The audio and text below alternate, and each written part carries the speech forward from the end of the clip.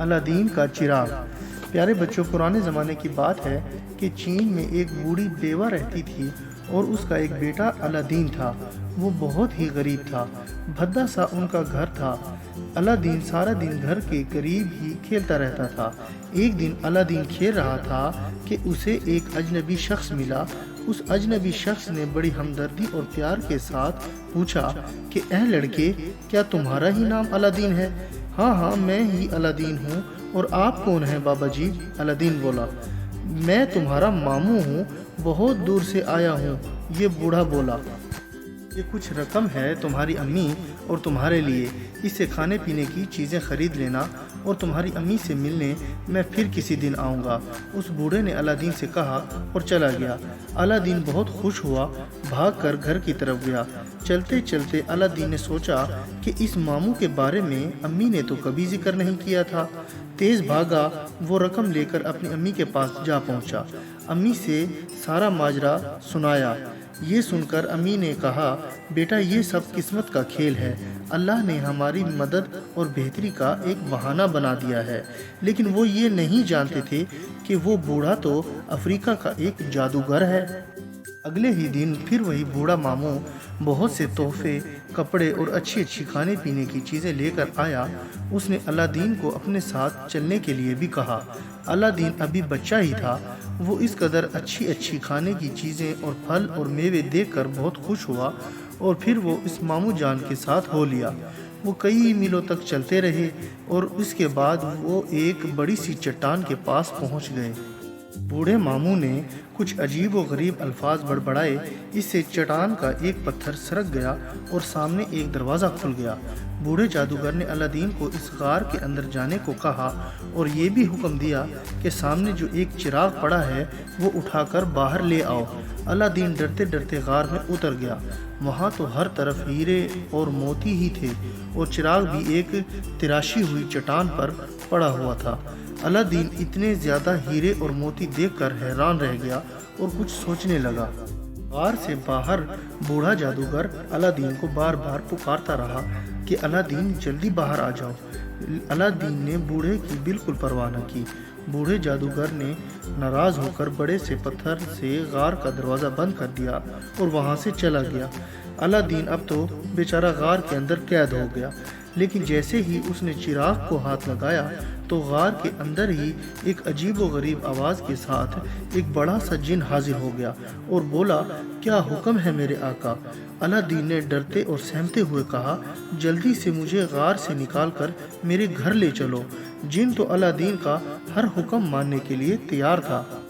جن نے فوری طور پر الادین کا حکم مانا اور آنکھ جھپکتے میں ہی الادین اپنی ماں کے سامنے کھڑا تھا۔ اس طرح اچانک آمد پر الادین کی ماں بہت زیادہ حیران ہوئی۔ الادین نے بتایا کہ میں نے ایک چراغ کے ذریعے ایک جن کو قابو کر لیا ہے اور وہ جن میرا ہر حکم مانتا ہے۔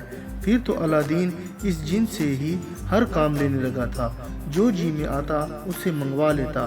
بڑی اچھی زندگی گزرنے لگی اور وہ بہت ہی خوشحال اور امیر ہو گئے۔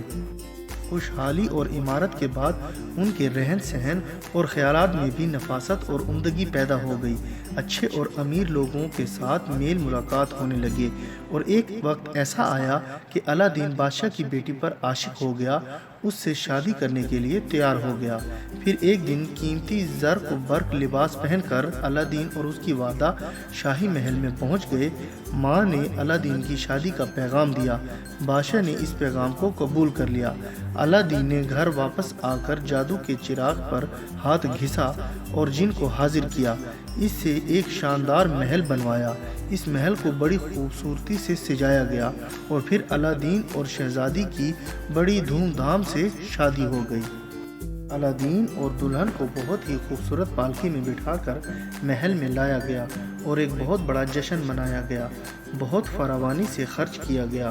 دلہا دلہن پر سے دولت لٹائی گئی، غریبوں اور حاجت مندوں کو خیرات کی گئی اور معذور لوگوں کو رقم دے کر بہت خوش کیا گیا، گویا غریبوں کی عید ہو گئی۔ الادین اور شہزادی خوشی خوشی زندگی گزارنے لگے۔ ہر طرح کی خوشحالی اور خوشیاں موجود تھیں۔ اور ادھر بوڑھا جادوگر اپنے چراغ کو ڈھونڈ رہا تھا۔ گلی گلی، نگر نگر، کوچا کوچا وہ پرانے چراغوں کے بدلے میں نئے چراغ دینے کی صدائیں لگا رہا تھا، لیکن دلہن شہزادی کو الادین کے اس پرانے سے چراغ کی قدر و قیمت معلوم نہیں تھی۔ وہ بوڑھے کی آواز سن کر اس پرانے چراغ کو اٹھا لائی۔ بوڑھے جادوگر نے اس کے بدلے میں ایک نیا اور خوبصورت چراغ دے دیا۔ اگلے ہی لمحے بوڑھے جادوگر نے اس چراغ پر ہاتھ گھسا کر جن حاضر کر لیا۔ الادین کے محل اور شہزادی کو اٹھا کر افریقہ میں لے گیا، اور پھر دلہن رانی اور الادین کو ہزاروں میل دور افریقہ کی ویرانیوں میں پھینک دیا۔ اپنے محل اور ملک سے دور ویرانے میں شہزادی اور الادین بہت پریشان ہوئے، لیکن فوراً ہی الادین کو وہ انگوٹھی یاد آ گئی جو جن نے اسے دی تھی۔ الادین نے انگوٹھی کو اپنے ہاتھ پر گھسایا تو فوراً ہی وہی جن حاضر ہو گیا۔ الادین نے اسے اپنے محل کو افریقہ سے چین میں منگوایا اور پھر خود بھی جن کے ساتھ اپنے ملک میں آ گئے۔ اب تو الادین اور جن نے مکار بوڑھے ماموں جادوگر کو خوب سزا دینے کی صلاح کی، اور پھر جلد ہی دھوکے باز مکار اور فریبی جادوگر کو حاضر کر لیا گیا۔ بوڑھے جادوگر نے الادین کے پاؤں پکڑ کر معافی طلب کی، لیکن الادین نے کہا، تمہیں معاف نہیں کیا جائے گا، تمہیں اسی غار میں لے جا کر سزا دی جائے گی۔ اسی دوران میں الادین نے جادو کا وہ چراغ بھی اس سے واپس لے لیا تھا۔ پھر غار میں لے جا کر بوڑھے کو موتی اور ہیرے لانے کی غرض سے غار میں اتارا گیا اور باہر سے بھاری پتھر سے دروازہ بند کر دیا گیا۔ یوں وہ جادوگر ہمیشہ ہمیشہ کے لیے قید ہو گیا۔ پھر الادین نے محل میں اس چراغ کے لیے ایک خاص کمرہ بنوا کر اسے ہیروں، نگینوں اور موتیوں سے سجایا اور ایک چبوترے پر جادو کا چراغ لٹکا دیا اور حفاظت کا بھی خاص انتظام کیا۔ اس طرح الادین اور شہزادی امن اور خوشی کی زندگی گزارنے لگے۔ اور بچوں، میں امید کرتا ہوں کہ آپ کو میری یہ کہانی پسند آئی ہوگی اور آپ اس کو لائک، شیئر اور کمنٹس بھی کریں گے۔ اور سب سے ضروری بات یہ ہے کہ آپ میرے اس چینل کو سبسکرائب کرنا نہ بھولیے گا، اس سے آپ کو میری نئی کہانیوں کا بھی پتہ چلتا رہے گا۔ اور اب میں اجازت چاہتا ہوں، اپنا بہت خیال رکھیے گا۔ اللہ حافظ۔